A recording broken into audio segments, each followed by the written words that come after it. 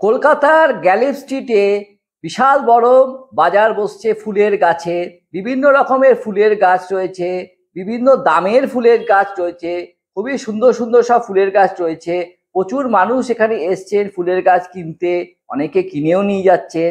এই মার্কেটটা শ্যামবাজারে পাঁচমাথা মোড়ের ঠিক কাছেই। প্রত্যেক রবিবার ভোর 4টে থেকে বিকেল 6টা পর্যন্ত বসে।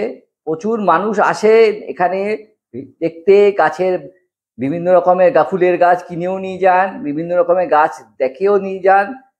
খুবই ভালো লাগে, প্রচন্ড ভিড় হয় এখানে, মানে হাঁটা চলা যায় না, এত ভিড় হয়।